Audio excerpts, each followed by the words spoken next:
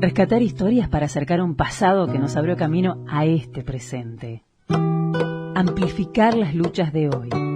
Reescuchar voces. Visibilizar a trabajadoras de prensa cuyas luchas fueron y son fundamentales en la construcción de una comunicación feminista, democrática, con equidad y con derechos laborales. Esto es Mirá cómo nos contamos. Mirá cómo nos contamos. Historias de trabajadoras de prensa en la Argentina.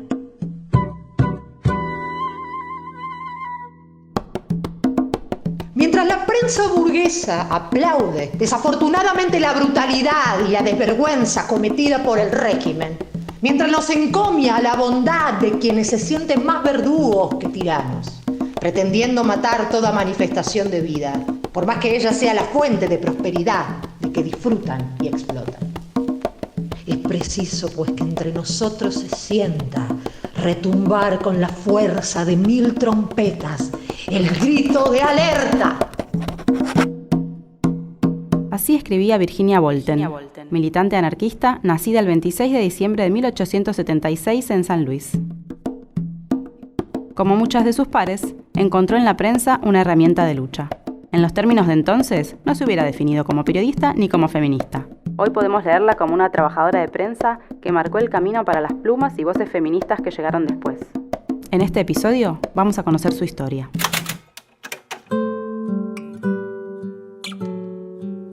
Durante mucho tiempo se creyó que Virginia Bolten había nacido en 1870 y se la conoció como emblema del periódico La Voz de la Mujer, publicado en 1896 en Buenos Aires.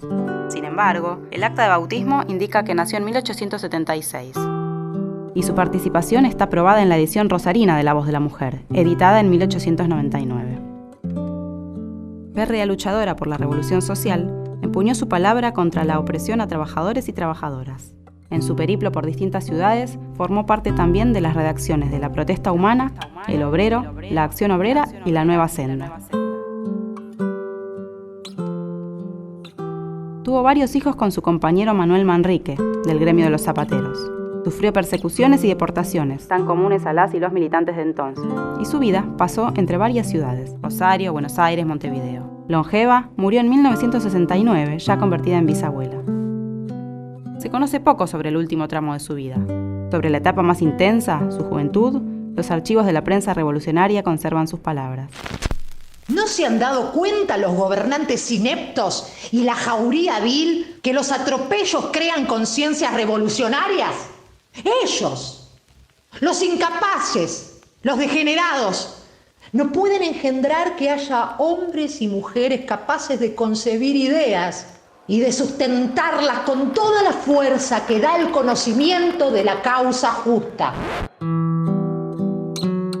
Laura Fernández Cordero es socióloga, doctora en Ciencias Sociales por la UBA y responsable del área académica del Centro de Documentación e Investigación de la Cultura de Izquierdas. Cuando tuvo que elegir un tema de investigación, se acercó a La Voz de la Mujer, emblema de la prensa anarquista de fines del siglo XIX en la Argentina, y luego a una de las protagonistas de esa movida, Virginia Bolten. Junto a los investigadores Agustina Prieto, de Rosario, y Pascual Muñoz, de Montevideo, trabajó en un rastreo de los pasos de Bolten que permitió rever algunos datos inciertos sobre su vida y su obra, y conocer más sobre su recorrido, en un andar que llega hasta hoy.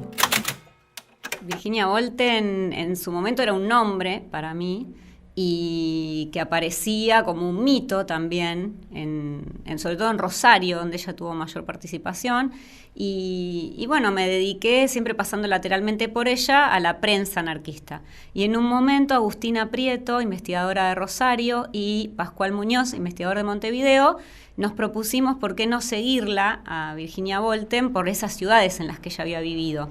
Porque si bien ella nació en San Juan, vive su vida adulta una parte en Rosario y la mayor parte en Montevideo, y muere en Montevideo.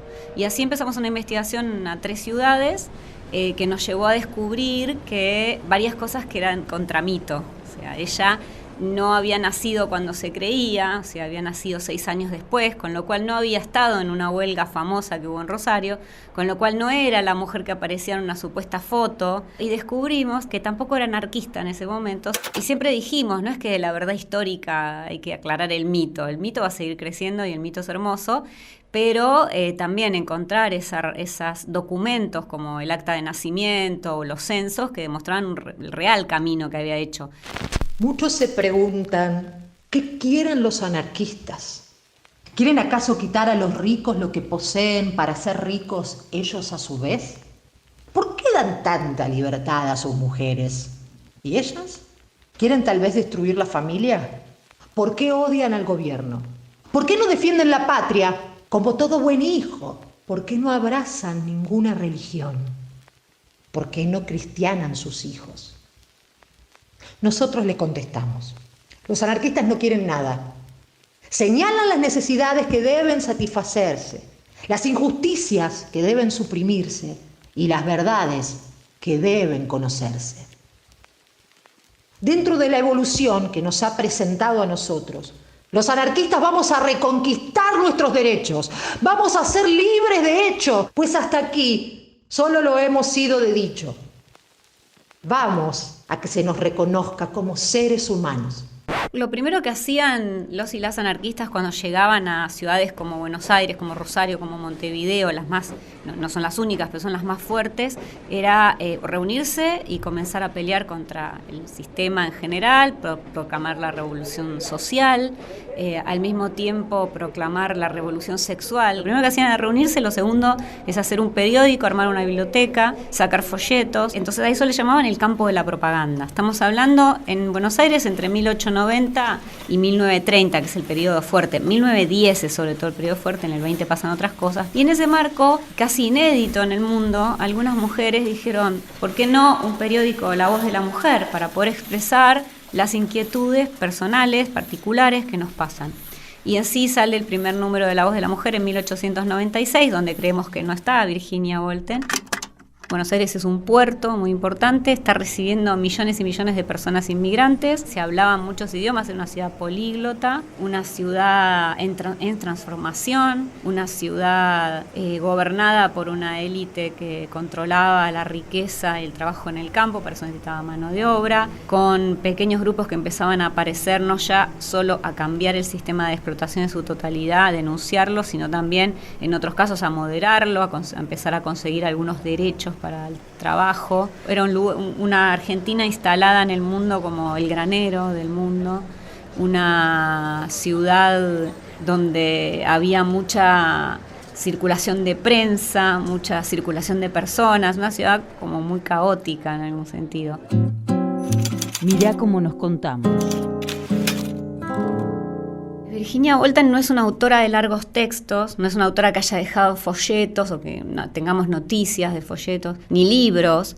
Lo que sí hay son varias notas. Hace poquito para un libro mío usé uno de ella que era hermoso, que hablaba de cuántas derrotas y triunfos había habido en el pasado, que vivimos un poco de recuperar, y dice algo así como las experiencias de los días memorables. Y me parecía que a mí me servía para esta ligazón que me gusta hacer y que me parece que es importante para el presente de los feminismos, es recuperar esos hilos históricos que le dan fortaleza, ¿no? Que no son de consistencia, no es que Virginia Wolten pensaba lo mismo que yo, sino que le dan una tradición, le dan un legado, le dan la oportunidad de ver cómo hace 100 años teníamos en parte los mismos problemas, como cuando dicen, ay, ahora estas novedades del feminismo. Bueno, en La Voz de la Mujer hay un tramo donde una de ellas se queja, no ya de las violaciones, del abuso de los curas, que era un clásico en las izquierdas, sino también del acoso, de lo que hoy llamamos acoso callejero. Dice, no se puede salir en Buenos Aires, tienes que caminar pegada a la pared, y eso era 1897. Entonces cuando hoy dicen, quieren destruir la cultura del piropo, y bueno, ya hace 100 años que las mujeres, algunas, estaban diciendo, la verdad que me incomoda un poquito, no que pasen megas lindas, sino del control del espacio público por parte de los varones. Y prácticas que tenían varones anarquistas también. Entonces la posibilidad del periódico es la posibilidad de traernos eso. Y por eso quizás el gesto más feminista es escribir y hablar y hacerlo de la manera que molesta, o sea, altisonante, feroz, molesto, autoritario y todo lo que le decían tanto a Virginia Bolten como a Juana Rouco, que era la líder de nuestra tribuna. Queridos compañeros y apreciados adversarios, si yo expresara los sentimientos de las proletarias, habría que decir que vamos sujetas eternamente al yugo. El yugo de la escuela, que nos impone determinados estudios. El yugo de la religión, que nos impone determinada creencia. El yugo de los patronos, que consumen nuestras energías y absorben por un jornal miserable nuestra vida. El yugo del matrimonio, que nos ata a un hombre a perpetuidad. Es vergonzoso que haya tan pocas mujeres en esta manifestación. Tenemos miedo de venir por las calles mezcladas entre los hombres y no lo tenemos de entregarnos a ellos ni de perecer en el trabajo. Como nos levantamos contra los verdugos de Chicago y los de La Coruña, debemos levantarnos ahora contra los verdugos de los obreros del Rosario. La justicia tarda, pero llega. Usaban sus nombres o seudónimos en todo el movimiento, era muy común, o las iniciales. Cuando ella llama a sacar el periódico en Rosario pone B corta B larga. Casi siempre firma o no la firmaba o firmaba con su nombre. Después, cuando se va a Montevideo, está ligada a otro periódico, a La Nueva Senda. Ella activa siempre con otras mujeres, en el caso de ese momento con Juana Rouco, con Collazo, y con un montón de otras que no nos quedaron los nombres, porque a veces se las mencionaba como la compañera de tal o la compañera, pero eran varias y eso también las fortalecía, ¿no? Poder tener una voz colectiva a pesar de que firmaran con nombre propio. Estamos dispuestos a sacrificar nuestra libertad individual por la colectiva. Y la idea era la emancipación de la mujer en términos de igualdad con respecto a lo que llaman el otro sexo o el sexo fuerte. Con sus particularidades, era quien podía criar y maternar. La reproducción era pensada como una instancia muy importante que se podía controlar conscientemente, de hecho se hablaba de maternidad consciente, pero era muy poco discutida, como ser mujer era ser madre. Esto lo compartían varones y mujeres. Nosotros, queriendo o sin querer, destruiremos la familia. Sí, la familia tal como es ahora. La destruiremos porque está basada en la corrupción y en el interés. Pero la reconstruiremos más hermosa, basada en el amor espontáneo y no convencional. El término feminismo está llegando a la Argentina a fines del siglo XIX. Hay como un par de registros de que se habla del feminismo en los textos anarquistas, pero de inmediato abandonan, no se ven en ese movimiento, que es un movimiento más ligado a las burguesas, a las primeras universitarias, a mujeres que buscaban el sufragio, los derechos civiles y políticos, y no la transformación general del sistema. Entonces a ese feminismo acotado liberal ellas le decían que no, a pesar de que hoy las reconocemos como más feministas que las feministas de ese momento, ¿no? Vas viendo a través de los números a los críticos, a quienes las critican de manera solapada o directa y que son sus propios compañeros. Y esta es una constante en las izquierdas, ¿no? Mujeres que van a marcar también sus límites, los límites de los movimientos que las contienen y que a veces hablan por ellas. Entonces muchas veces los textos que encontrás son como muy tutelares o lo que hoy llamamos muy más planeros. Ellas no se dirían periodistas porque reconocían eso como periodistas intelectuales son otro tipo de mujeres. Estas son obreras que hacen prensa, porque hacer prensa es hacer política. Y no dirían política tampoco. Hacer prensa sería una manera de cambiar el mundo. Gobernantes de todo el mundo, oíd vuestro loco deseo de imponeros para detener la marcha del progreso. Es inútil. Nada conseguiréis. Como no sea apresurar los sucesos. La sangre de los inocentes, las lágrimas de la niñez desamparada, la desesperación de las madres, amantes y hermanas, formarán la montaña que os aplastará, destrozando el andamiaje levantado por vuestras leyes represivas. Yo creo que eran pioneras de la prensa feminista rioplatense, primero porque sacaron un periódico, primero y principal, con todo lo que eso implica. Escribir, leer, organizar, tramitar, negociar con las imprentas, decidir hasta la disposición del periódico, etcétera. Segundo, porque lo que ellas discutían y traían a colación son cosas que el feminismo incluso tomó después de la Segunda Guerra, ¿no? La cotidianidad, la sexualidad, la discusión de lo personal es político. A mí no me gusta llamarlas feministas sencillamente sin hacer esta aclaración. Es como Dora Barrancos que dice el contrafeminismo del feminismo anarquista, ¿no? Claramente hay ahí una enunciación feminista, a pesar de que el movimiento político que en ese momento se llamaba feminismo, el movimiento político y social, no las expresara. Son pioneras completamente. Busquemos en el pasado la inspiración para luchar en el porvenir. Fracasos, desengaños y errores nos señalan el derrotero a seguir. Para evitarlos, contaremos con un inmenso caudal de conocimientos adquiridos en los días memorables. Para Laura Fernández Cordero, entrevistada en este segundo episodio de Mirá cómo nos contamos, esta es una de las grandes frases que dejó Virginia Woolten, porque habla de mirar al pasado, de buscar los hilos que lo unen al presente, para aprender cómo seguir, para sostener las luchas. Leer en sus notas los mismos nudos políticos que hoy se siguen discutiendo, dice Laura Fernández Cordero, implica pensar que no somos una novedad, ni la marea va a pasar, y fueron pioneras como Virginia Woolten quienes marcaron el camino, de forma ruidosa, rompiendo moldes. Por algo les decían las feroces de lengua y pluma. Esto fue Mirá cómo nos contamos, historias de trabajadoras de prensa en la Argentina. Un proyecto ganador del concurso Nuevas Narrativas, edición podcast del Sindicato de Prensa de Buenos Aires, CIPREVA. La idea, producción y realización son de Mavi Sosa, Luciana Rosende, Aldana Somoza y Lorena Tapia Garzón. La locución es de Felicitas Bonavita.